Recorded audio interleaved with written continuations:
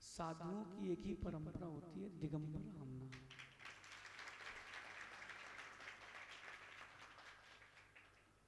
बड़ों के सामने बोलने में बड़ी तकलीफ होती है, वो नोट करते हैं कहाँ क्या हो रहा है, तो पहले ही कोई त्रुटि हो जाए तो क्षमा प्रार्थी है।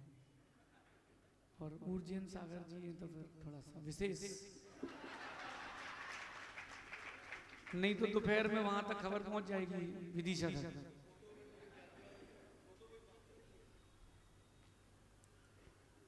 चर्चा को थोड़ा आगे बढ़ाते हैं। एक बात कहता हूं कि जब नदियों से नदियां मिलती हैं तो कुंभ होता है, लेकिन वो संसार में होता है।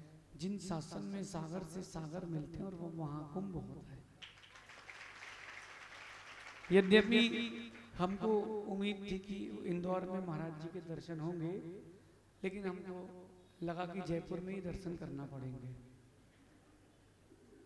हम पिछले दिनों से चर्चा कर रहे थे कि किससे किसकी रक्षा होती है, किससे किसकी रक्षा होती है। हमने चर्चा की थी कि धर्म की रक्षा धर्मात्मा से और धन से होती है। धन होगा और धर्मात्मा लोग होंगे तो ही धर्म की रक्षा होगी, अन्यथा नहीं होगी। और चर्चा की थी अपन ने कि राजा की रक्षा उसके मधुर भाषण और मृदु स्वभाव से होती है। आज चर्चा को आगे बढ़ाते हैं कि जो कुछ भी आप लोग विद्या का अर्जन कर रहे हो, चाहे स्वाध्याय करो या लौकिक विद्या का अर्जन करो, उसकी रक्षा कैसे होगी। बड़ी विशेष बात है कि एक ही बुक है, जो बच्चे पढ़ रहे हैं ना स्कूल में कॉलेजेस में, उनसे पूछ रहा हूँ, बुक एक ही है, साइंस की, इंग्लिश की, मैथ्स। टीचर डांट डांट के स्कूल में पढ़ाती है, ट्यूशन वाली मैडम मार मार के ट्यूशन में पढ़ाती है, और मम्मी उसी बुक को कुचर के घर में पढ़ाती है। फिर भी बेचारा बच्चा वो 200 पेज की 100 पेज की किताब नहीं पढ़ पा रहा। बुक एक ही है, पढ़ाने वाले बहुत सारे लोग हैं, पढ़ने वाला एक ही है। आप समय सार खोल करके पढ़ लें, रत्नकंठ श्रावकाचार्य पढ़ लें, द्रव्य संग्रह पढ़ लें, कोई भी ग्रंथ का स्वाध्याय कर लें। स्वाध्याय करने का ग्रंथ वही है। समस्या कहाँ है? समस्या ग्रंथ में नहीं है, समस्या हमारे अंदर है।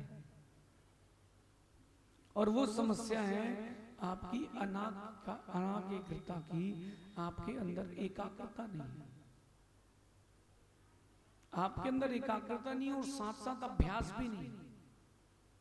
एक मैं आपको प्रैक्टिकल बताता हूं ना, इस हॉल में माना कि प्रतियोगिता रखी जाती है। मैं जयपुर में नया नया आया हूं, अभी 2-4 लोगों के नाम मालूम चले हैं, दीक्षांत, अंकित, प्रवीण जी, जगदीश जी, प्रेम जी। मैं मनोज भी ज्यादा लोगों को ऐसा मैं फेमिलियर नहीं हूं। धीरे धीरे 4 महीने में प्रयास करेंगे। अब जो आएगा सो जान जाएंगे कि बाकी तो जो है। इस हॉल में माना कि एक प्रतियोगिता रखते, प्रैक्टिकल समझना। उस प्रतियोगिता में वहां हॉल से यहां तक छोटी छोटी बोतलें रख दी गई हैं, और दौड़ करके एक बोतल उठा करके आपको बाल्टी में रखना है, फिर दूसरी बोतल उठा के बाल्टी में रखना है। 2 लोगों को दौड़ाया जाएगा। सबसे पहले पहली वाली उठाओगे कि आखिरी वाली है? पक्का पक्का पक्का। और पहली वाली उठाओगे तो ये प्रैक्टिकल समझना, ये प्रैक्टिकल समझना। एक और प्रैक्टिकल आपको देता हूं। आपने कहीं पर स्लोप बनाया है और बॉल छोड़ दी है, बॉल, लेकिन एक स्लोप है और एक ऊबड़ खाबड़ है जिसमें पर्वत नुमा कुछ स्थान बने हुए हैं। पहले कौन सी पहुंचेगी? जो प्लेन है ना, आपको लग रहा है कि जो प्लेन स्थान है, प्लेटफॉर्म है, उसमें जल्दी बॉल कवर करेगी? नहीं करेगी। जितना गहरा अभ्यास और जितनी अधिक एकाग्रता रहेगी, विद्या अर्जन में सफलता उतनी अधिक रहेगी। आप लोगों में से कितने लोग पूजा करते हैं? करते हैं? अब बताइए कि आप लोगों में से देवसास गुरु की पूजा कितने लोगों को आती है? आती है? अब आप जिन लोगों ने हाथ उठाया है उनसे पूछ रहा हूं देवसास गुरु की पूजा कब याद की थी? याद की थी बैठ के? किसी ने याद नहीं करी। वो याद कैसे हुई? अभ्यास से। बच्चे की सबसे पहली गुरु होती है उसकी माँ, फिर गुरु होते हैं उसके पिता, फिर दिगंबर गुरु उसके लिए तीसरे गुरु होते हैं, चौथा गुरु कोई है तो उसका नाम है अभ्यास, और पांचवा कोई गुरु है तो उसका नाम तुम्हारी स्वयं की आत्मा, क्योंकि अभ्यास वही आत्मा करके परमात्मा बनती। अभ्यास और एकाग्रता, 3 घंटे का काम आप 30 मिनट में कर सकते हो अगर एकाग्रता है, गहरा अभ्यास है। स्कूल में अपन सबने एक पंक्ति पढ़ी थी, अब आज के स्कूल में क्या पढ़ते हैं मुझे नहीं पता, करत करत अभ्यास के। आप लोग सब तो जानते हो, फिर भी नीचे क्यों बैठे हो? क्योंकि अभी आपके पास आत्मविश्वास नहीं है कि मैं कर लूंगा। प्रेम जी, आपको तो दिक्कत ही नहीं है, कनात बची है, टेंट तो गया, इनको तो केस लॉन्च में भी दिक्कत नहीं होगी। लेकिन क्या बताएं, दिल है कि आप अपने जीवन में जिस भी विद्या की प्राप्ति करना चाहते हो उसके लिए अभ्यास तो करो, निरंतर अभ्यास बहुत जरूरी है, और एकाग्रता के साथ। मैं आपको बताऊं, अच्छा आप लोग मेरे प्रवचन सुनते हो क्या? कैसे लगते हैं? इग्नोराय नमो तो नहीं करते? मैं बेंगलोर में था महाराज जी, नमस्ते, थोड़ा देख लो कभी कभी बच्चों की तरफ। यहाँ तो आप सब बनवाया, आप ही ने बनवाया है। मैं बेंगलोर में था, अब जहाँ गर्मी की वाचना करी तो वाचना सुनने वाले सहज सागर जी और वाचना करने वाले हम, दो ही लोग, सुनने वाले वो और कहने वाले हम। अब प्रवचन इतने करते बनते ही नहीं थे। संघ में मौका मिलता था साल में 10 बार 5 बार। अब अभ्यास कैसे करें? मैं रोज 2 घंटे 2.5 घंटे अलग अलग समय बैठ करके प्रवचन करता था अंदर अंदर, कि यहाँ मैं बैठा हूँ, स्टेडियम भरा है और मैं अपना बढ़िया प्रवचन कर रहा हूँ किसी भी विषय को लेकर के। अच्छा कुछ गलत हो जाए तो भी कोई दिक्कत ही नहीं है, रिकॉर्डिंग तो हो नहीं रही। मैंने लगातार 6 महीने 9 महीने इसका अभ्यास किया, फिर बैठ करके उसकी कमी निकाली कि तुम बड़ा जल्दी जल्दी बोलते हो, थोड़ा धीरे धीरे बोलो, तुम्हारे प्रवचन में कथाएं ज्यादा हैं, उनको कम करो। वो अभ्यास आज काम आ रहा है। आप लोग स्वाध्याय करते हो, ग्रंथों का अध्ययन करते हो, एक बार जो ग्रंथ फेर दिया वो रख दिया तो रख दिया। पद्म पुराण जी पढ़ा किसी ने एक बार, ज्यादा से ज्यादा 2 बार, फिर बंद करके रख दिया। अरे अभ्यास करो, 5 नहीं 10 भाई 50 बार भी पढ़ो, एक ही ग्रंथ को 50 बार पढ़ो, कोई बाधा नहीं। अच्छा आप बताओ जरा कि एक कहानी मैं सुनाऊं मैना सुंदरी की, और वही कहानी अभी उपाध्याय जी सुनाए और वही कहानी आचार्य श्री सुनाए, अच्छा लगेगा आप लोगों को? पूछ रहा हूं, यही कमी है, यही कमी है। नई नई कहानी की सुनने की अपेक्षा एक ही कहानी को इतनी बार सुनो कि तुम्हारा जीवन भी कहानी बन जाए। आने वाले दिनों में, अब तो जयपुर में ही है सभी संघ, स्वामी जी आपकी छत्र छाया में हम लोग रहेंगे, आचार्य जी आप लोगों की छत्र छाया में हम लोग रहेंगे। देखो कहते हैं कि क्षमा बड़न को चाहिए और छोटन के उत्पात। कोई गलती हो तो आप पहले ही हमने कह दिया कि क्षमा कर देना, हेड ऑफिस तक बात नहीं जाना चाहिए। अपन जो कुछ है नीचे के लेवल में अंडर टेबल समझ लेंगे, हेड ऑफिस तक कोई बात नहीं जाना चाहिए। अपन बच्चे हैं ना। अब जो है अपने जीवन में आप लोगों को किसी भी चीज की उपलब्धि चाहिए हो, एकाग्रता रखो। कंसिस्टेंसी रखो। और राजीव जी एक बात कहता हूं, अभ्यास से बड़ी कोई शक्ति नहीं है। एक 4 साल की बच्ची को पोलियो हो गया, जब वो 10 साल की हुई तो उसकी टीचर ने उससे पूछा, वो हैंडीकेप स्कूल में पढ़ती थी, कि बेटा तुम्हारा सपना क्या है? वो कहती है कि मैं दुनिया का सबसे तेज दौड़ने वाली धावक बनना चाहती हूँ, रनर। कौन? उसको पोलियो है। टीचर मनी मन हंस रही थी कि क्या बच्चों, बचपन में बच्चों जैसी बातें तो करती, कहाँ बन पाएगी। जब वो 15 साल की हुई तो उससे पूछा कि तुम्हारा लक्ष्य क्या है, तुम क्या बनना चाहते हो जीवन में? तो उसने कहा मैं दुनिया का सबसे तेज दौड़ने वाली लड़की बनना चाहती हूँ। 20 साल की हुई तो उससे यही पूछा, उसने यही उत्तर दिया। उसको एक ट्यूटर मिला। ओलंपिक में हैंडीकैप की भी रेस होती है ना, उस लड़की ने प्रयास किया, 10 साल से 20 साल की उम्र तक उसने हर दिन दौड़ा, हर दिन उसका नंबर पीछे से पहला आया, हर दिन, हर बार। लेकिन उसने अपना अभ्यास नहीं छोड़ा। 44 साल की उम्र में वो लड़की ओलंपिक खेलने गई और गोल्ड मेडल जीत के आई। उसका एक पैर छोटा, एक पैर बड़ा। उसने अपनी कमजोरी को अपना ताकत बनाया और अभ्यास किया। माँ, रोटी तो बना लेते हो क्या आप लोग? कच्ची ऐसी वैसी जिससे बन जाती है, बना लेते हैं? रोटी बना लेते हैं आप लोग? अब अभ्यास हो गया है तो आप यहाँ रोटी बेलते रहते हो एक ही हाथ से, और यहाँ नमक डालते रहते हो, एक कढ़ाई में कुछ, एक कढ़ाई में कुछ। पहले क्या होता था? पहले क्या होता था और अब क्या होता है? अभ्यास। और उस अभ्यास के लिए आपको कार्य कुशलता के साथ साथ थोड़ा लोड भी चाहिए। आप लोग सोचते हो कि सरल रास्ते से चल करके सफलता मिलेगी। हाँ, मिल सकती है, लेकिन बहुत देर बाद मिलेगी। कठिन रास्ते को चुनो। मैं आपसे कह रहा हूं, कठिन रास्ते को चुनो। सारा खेल मन बनाने का कुछ भी नहीं है। अभी माना कि महाराज जी ने बोला आपसे कि रात्रि भोजन छोड़ दो, पब्लिक आधी भाग जाएगी। कुछ कुछ हाँ हाँ हाँ हाँ, और कुछ कुछ ऐसा रहेंगे कि देखते हैं महाराज जी महीने में 1 दिन 2 दिन कर लेंगे।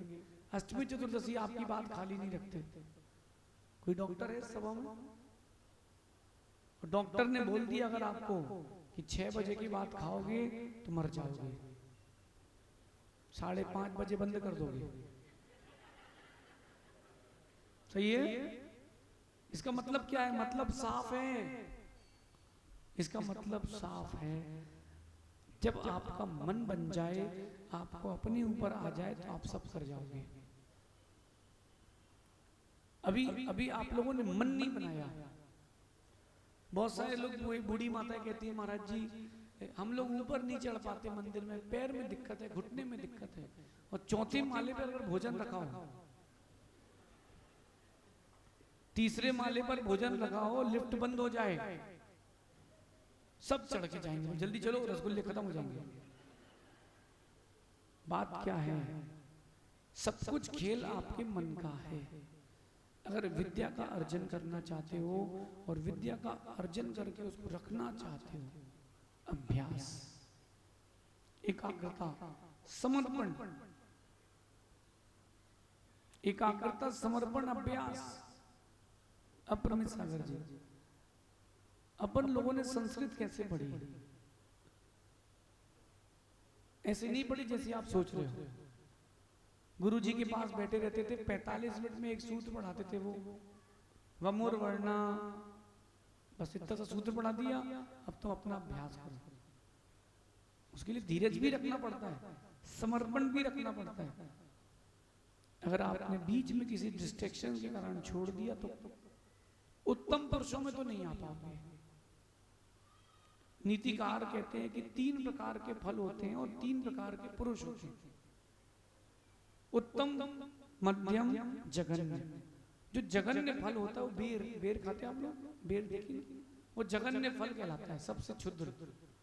मध्यम फल में रखा है आम, जो मैं कुछ जैन ग्रंथ से कह रहा हूँ। अभी एक ताड़पत्र में ग्रंथ मिला महाराज जी, उसका अनुवाद किया, उसी का श्लोक बोल रहा हूँ मैं आपसे।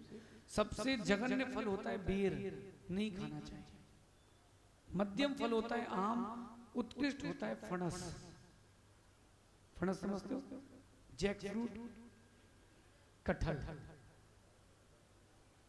जो ग्रंथ का लिखा है बता रहा हूं आपको मैं। ऐसे 3 प्रकार के पुरुष होते हैं। जघन्य पुरुष वो होते हैं जो किसी काम को डर से लेते नहीं है। नहीं हुआ तो, गड़बड़ हो गई तो। मध्यम पुरुष वो होते हैं जो काम ले लेते हैं और विघ्न आया छोड़ दिया। उत्तम पुरुष वो होते हैं काम को पूरा करके छोड़ते हैं। सुबह 7 बजे ऐसा मौसम था कल कि आज ही प्रताप नगर पहुंच जाओ, चिल्ड। स्वपन ने रोटी ज्यादा ले ली, पानी लिया ही नहीं। बहुत दिन से पानी पी के काम चला रहे घर में। 600 किलोमीटर हो गया भैया जयपुर आते आते। दोपहर में 2 बजे तो ऐसी धूप। लेकिन मुझसे कहा लोगों ने कि महाराज जी अपन बीलवा चर्या कर लेंगे, माता जी भी हैं। मैंने कहा नहीं, अपन उत्तम पुरुषों में है, बोल दिया है, कल चलेंगे। गर्मी थी अभी तक के बिहार में सबसे ज्यादा मैंने कल ही चला है, और सबसे ज्यादा गर्मी भी कल ही थी। और जब बैठो तो छांव हो जाए, चलो तो धूप हो जाए। नहीं, कुछ नहीं। आप अपनी शक्ति के आगे दुनिया पौनी है। आप लोगों के अंदर भी योग्यता है, लेकिन आप लोगों के अंदर अभ्यास नहीं है, एकाग्रता नहीं। क्यों नहीं कर सकते? क्यों नहीं कर सकते? अच्छा कोई है जिसने 10 उपवास किए 10 उपवास? 11वें दिन कौन सा भूत आ जाता है आप लोगों को? 10 दिन के उपवास। महाराज कह रहे पानी पी लो। नहीं, आज का निर्जला, आज तो अष्टमी है, आज चतुर्दशी, आज तो मैं पानी भी नहीं पीऊंगा। फिर नवनीत, उसके बाद क्या होता है? 11वें दिन क्या होता है? कुछ तो ऐसे है कि 10 उपवास करेंगे और पारणा करेंगे होटल में प्याज के साथ, पुलाव के साथ। अब उनके लिए भी क्या कर सकते हैं? जो है क्यों अच्छा है। 11वें दिन क्या होता है? 11वें दिन आपका माइंड सेट था कि 10 दिन। अगर पर्यूषण 11 दिन के हो तो माइंड सेट है 11 दिन। जब 10 दिन लगातार उपवास कर सकते हो, महीने में एक उपवास हो जाए, एक आसन क्यों नहीं कर सकते हो? मन बनाओ, एकाग्रता लाओ, अभ्यास करो। विद्या की रक्षा होगी, विद्या की प्राप्ति होगी। हम लोग मंदिर दर्शन करने गए, इतनी देर में उपाध्याय श्री ने अपना पाठ किया। क्यों? बाद में कर लेते नहीं। उनका प्रतिदिन का नियम है, अभ्यास है। उन्होंने कहा सब बाद में, पहले मेरा अपना काम होगा।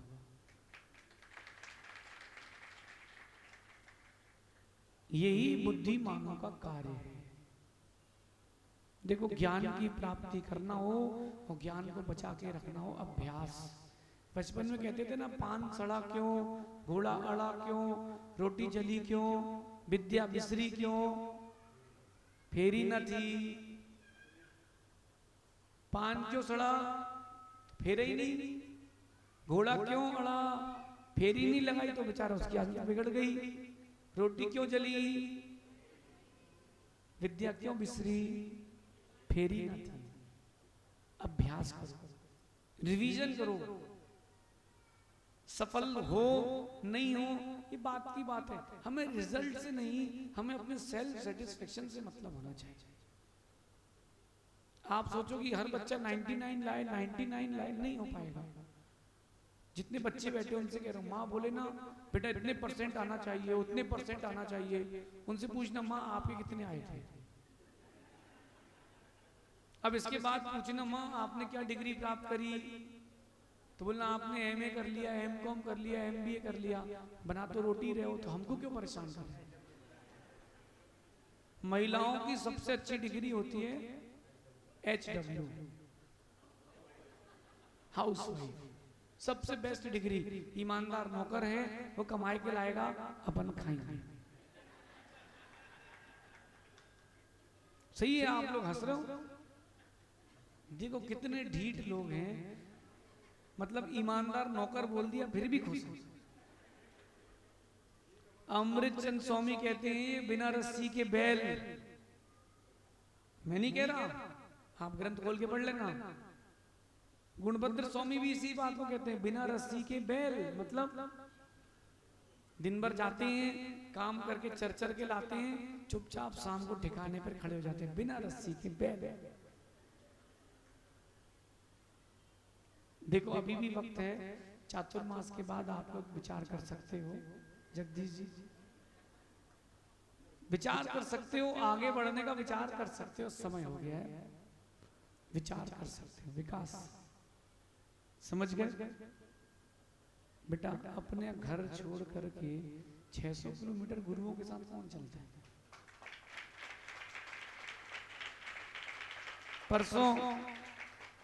परसों उसकी माँ का स्वास्थ्य खराब हो गया, ईसीजी की रिपोर्ट गड़बड़ आ गई, तो माँ कहती है बेटा तुम घर की चिंता नहीं करो, गुरुजी की सेवा करो 2 दिन और सही। आप होते तो कहाँ है दीक्षा? हम सुबह 5 बजे आ जाएंगे, मैं 5 बजे सुबह आ जाऊंगा महाराज जी। बेटा विकास, यही समर्पण तुम्हारी समाधि कराएगा। देखो आप रहो न रहो, हमारा बिहार तो होगा। माँ आप लोग आहार दो ना दो, आहार तो होगा।